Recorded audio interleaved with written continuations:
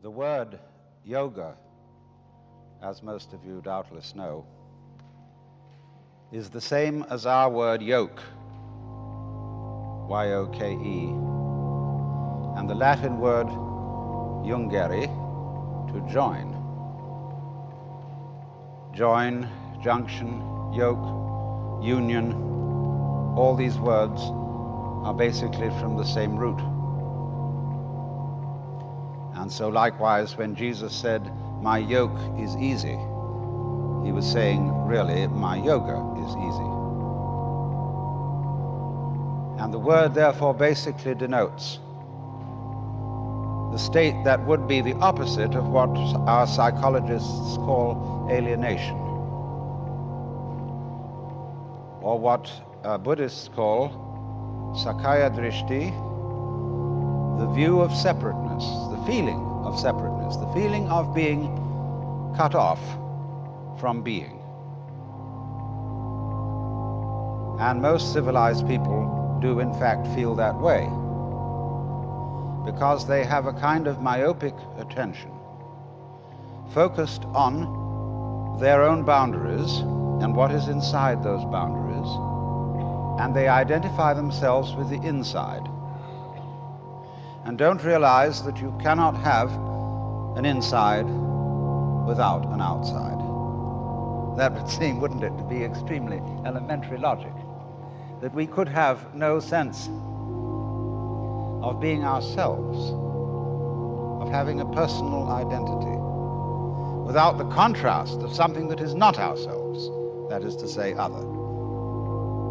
But the fact that we don't realize that self and other go together is the root of an enormous and terrifying anxiety. Because what will happen when the inside disappears?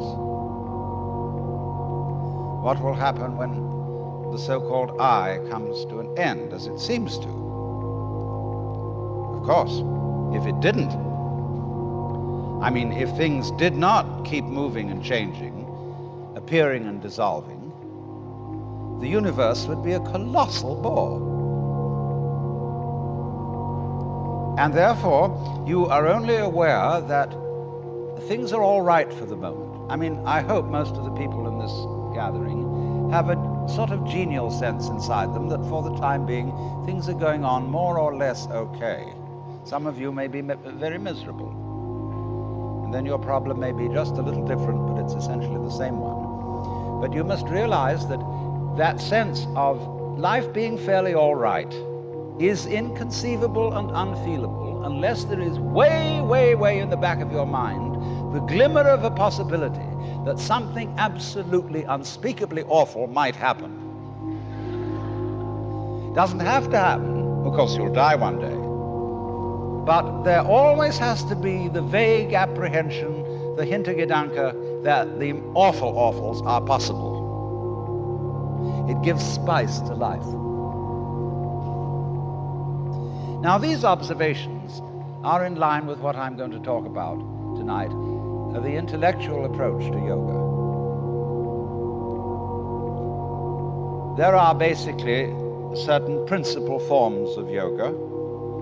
Most people are familiar with Hatha yoga, which is a psychophysical exercise system.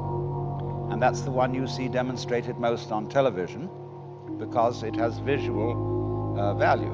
You can see all these exercises of lotus positions and people curling their legs around their necks and doing all sorts of marvelous exercises. And they're good exercises. The most honest yoga teacher I know is a woman who teaches Hatha yoga and doesn't pretend to be any other kind of guru. And she does it very well. Then there is Bhakti yoga. Bhakti means devotion. And I suppose in general you might say that Christianity is a form of Bhakti yoga, because it is yoga practiced through extreme reverence for and love for some being felt more or less external to oneself, who is the representative of the divine. Then there is karma yoga. Karma means action. And incidentally, that's all it means. It does not mean the law of cause and effect. When we say that something that happens to you is your karma, all it's saying is it's your own doing. Nobody's in charge of karma except you. Karma yoga is the way of action, of using one's everyday life, one's trade, or an athletic discipline like sailing or surf riding or track running as your way of yoga, as your way of discovering who you are. Then there's Raja Yoga. That's the royal yoga. And that's sometimes also called Kundalini Yoga.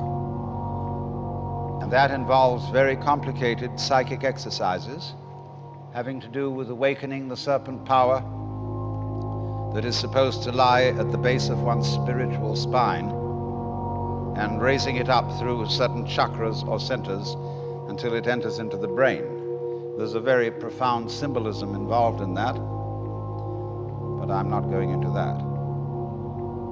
And then finally there are several others. There's mantra yoga.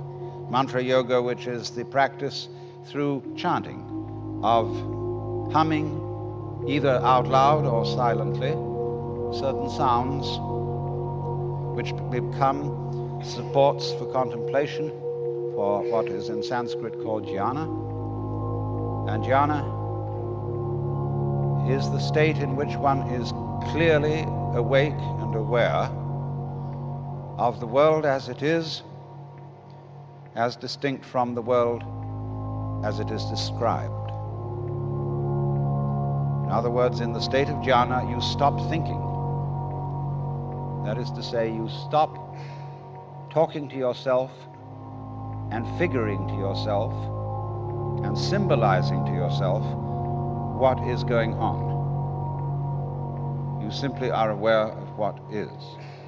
And nobody can say what it is because, as Korzybski well said, the real world is unspeakable. It's a lovely double take in that. But that's jhana. That's zazen, where one practices to sit absolutely wide awake with eyes open, but not thinking. That's a very curious state, incidentally.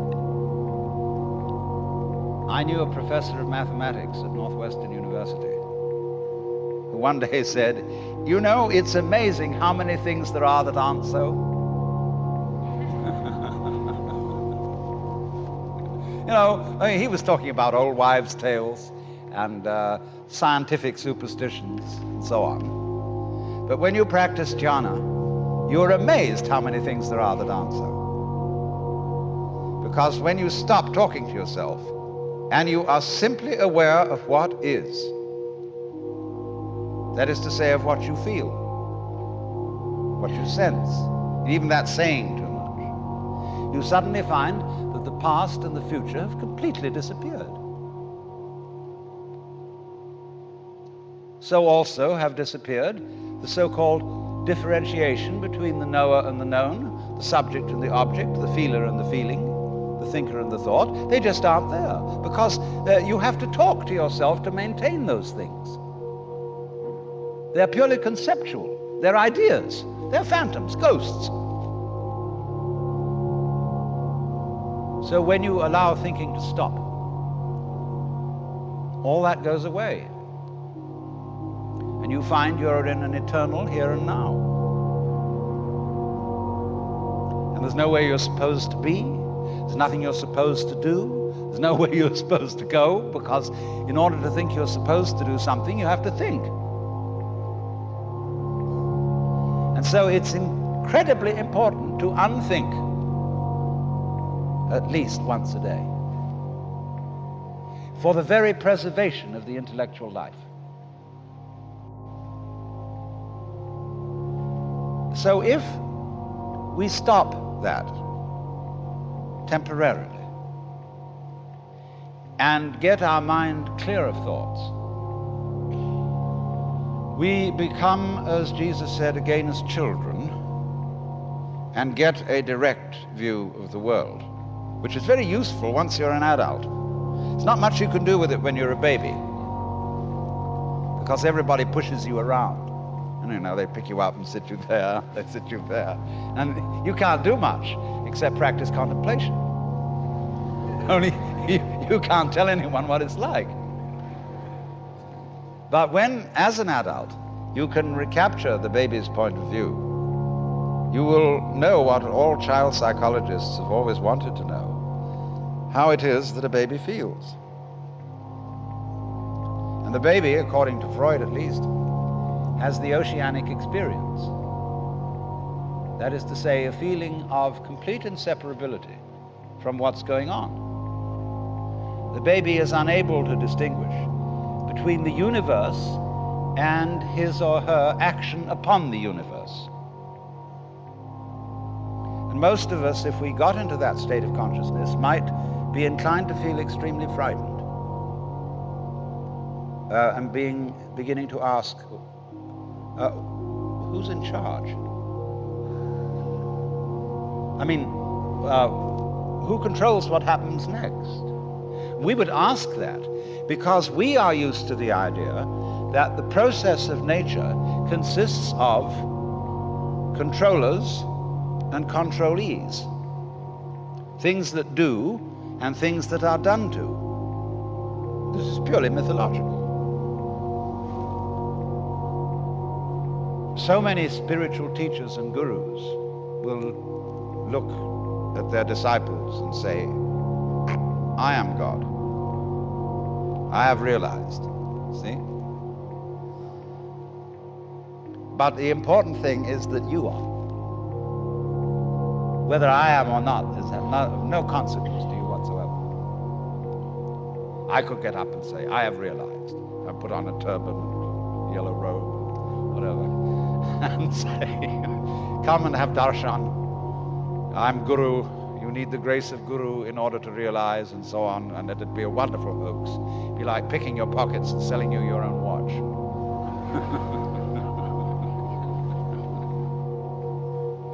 But the point is, you are. Now, what are we saying when we say that?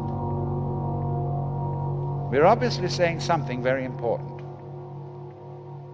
Alas and alack, there is no way of defining it. That is to say, going any further into words about it. See, when a philosopher hears such a statement as Tattvamasi, you are it, or there is only the eternal now, the philosopher says, yes, I don't see why I was so excited about it. What do you mean by that? And that he asks that question because he wants to continue in a word game. He doesn't want to go on into an experiential dimension. He wants to go on arguing because that's his trip. And all these great mystical statements mean nothing whatsoever. They're ultimate statements. Just as, you know, the trees and the clouds and the mountains and the stars have no meaning because they're not words. Words have meaning because they're symbols, because they point to something other than themselves. But the stars, like music, only bad music has any meaning. Classical music never has a meaning. And to understand it, you must simply listen to it and observe its beautiful patterns, go into its complexity. So, when your mind, that is to say your verbal systems, get to the end of their tether, that is to say, when they arrive at the meaningless statement, here is the critical point. And the method of jnana yoga is to exercise one's intellect to its limits, so that you get to the point where you have no further questions to ask. You can do this in philosophy study if you've got the right kind of teacher who shows you that all philosophical opinions whatsoever are false. or at least, if not false, extremely partial. And so you feel a kind of intellectual vertigo, which is called in a Zen Buddhist poem, above not a tile to cover the head, below not an inch of ground to stand on. Well, where are you then?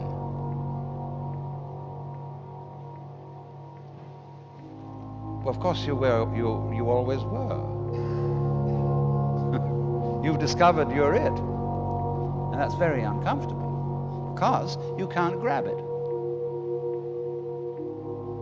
See here, I've discovered that whatever it is that I am, that's not something inside my head. It is just as much out there as it is in here, but whatever it is, I cannot get hold of it. Well, that gives you the heebie-jeebies. You get butterflies in the stomach, anxiety, traumas, and all kinds of things. But this was all explained by Shankara, the great Hindu commentator on the Upanishads, the great master of the non-dualistic doctrine of the universe, when he said, that which knows, which is in all beings the knower, is never an object of its own knowledge.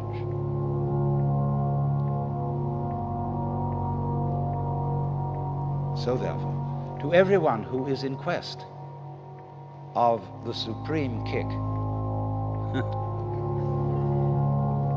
the great experience, the vision of God, whatever you want to call it, liberation. When you think that you're not it, any old guru can sell you on a method to find it. And that may not be a bad thing for him to do. Because, as Blake said, a fool who persists in his folly will become wise. And a clever guru is a person who leads you on. Yeah, kitty, kitty, kitty, kitty, kitty. I've got something very good to show you. Yeah. You just wait. Oh, but you've got to go through a lot of stages yet. You say, can I get that? Oh, I want to get that. You know, all the time it's you. I was talking with a Zen master the other day, and he said, you should be my disciple. I looked at him and said, who was Buddha's teacher? And he looked at me in a very odd way and said,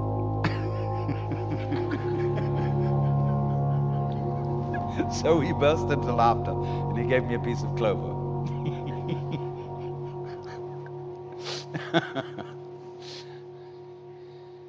So,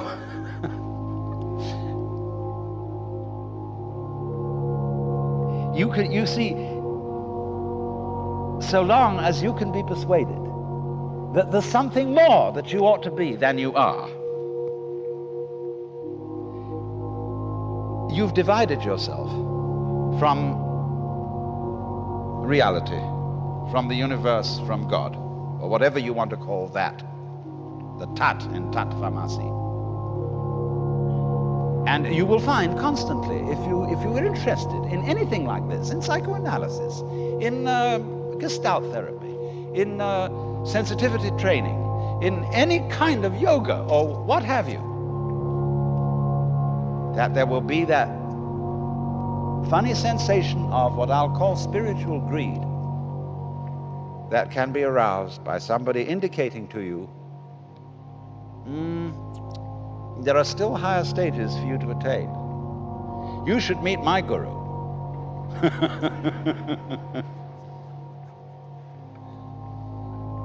So you might say then now, to be truly realized, you have to get to the point where you're not seeking anymore. So then you begin to think, well, we will now be non-seekers. You know, like disciples of Krishnamurti, who, because he says he doesn't read any spiritual books, they can't read anything but mystery stories. You know, becoming spiritually unspiritual. Well, you find that that too is what is called in Zen legs on a snake. It's irrelevant. You don't need not to seek, because you don't need anything.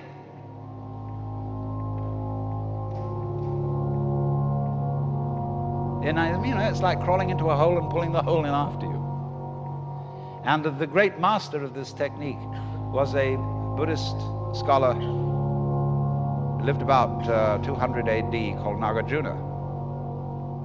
He invented a whole dialectic. He had a whole school called Madhyamika, where the, as it were, leader of the students would simply destroy all their ideas, absolutely abolish their philosophical notions. And they get the heebie-jeebies. They see he didn't have the heebie-jeebies. He seemed perfectly relaxed in not having any particular point of view. Well, they said, "Teacher, how can you stand it? We have to have something to hang on to." Who does? Who are you?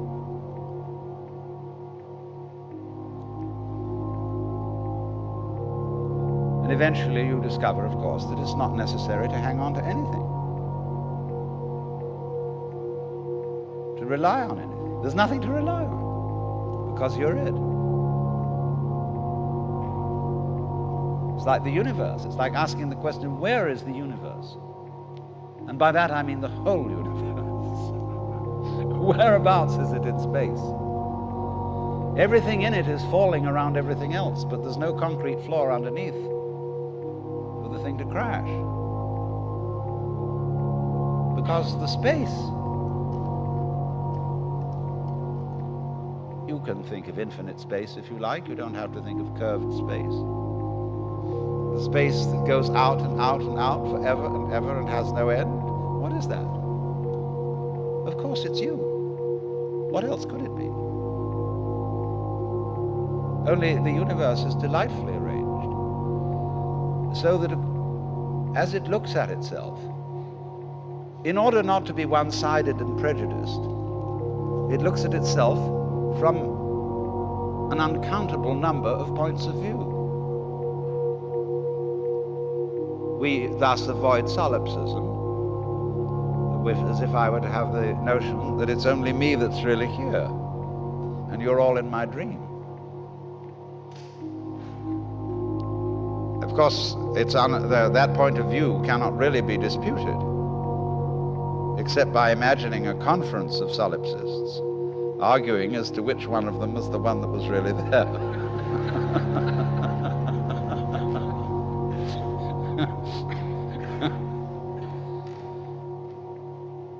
Now, you see, if you understand what I'm saying with your intelligence, and then take the next step and say, but I understood it now, but I didn't feel it. Then next I raise the question, why do you want to feel it? You say, I want something more, because that's again that spiritual greed. And you could only say that because you didn't understand it. There is nothing to pursue because you're it. And if you don't know that, you always were it. And if you don't know that, in other words, to put it in Christian terms or Jewish terms, if you don't know that you're God from the beginning, what happens is that you try to become God by force. Therefore, you start being violent and obstreperous and this and that and the other. All our violence, all our competitiveness, all our terrific anxiety to survive is because we didn't know from the beginning that we were it.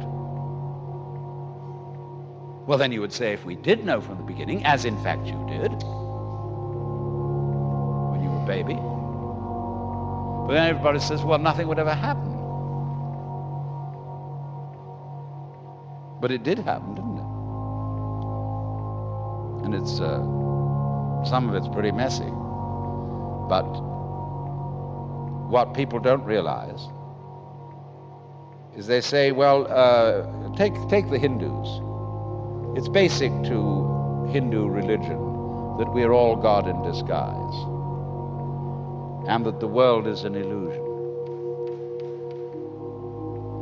All that is a sort of half-truth.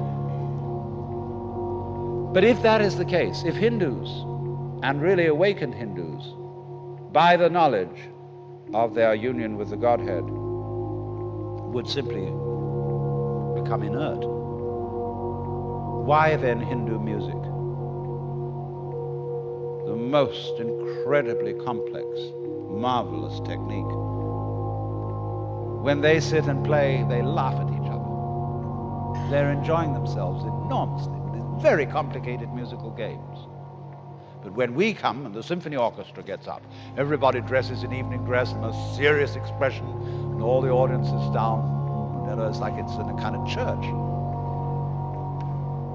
And there's none of that terrific zest where the drummer, the tabla player, laughs at the sarod player as they compete with each other in all kinds of marvelous improvisations. So if you do find out, by any chance, who you really are, you, instead of becoming merely lazy, you start laughing. And laughing leads to dancing. And dancing needs music. And we can play with each other for a change.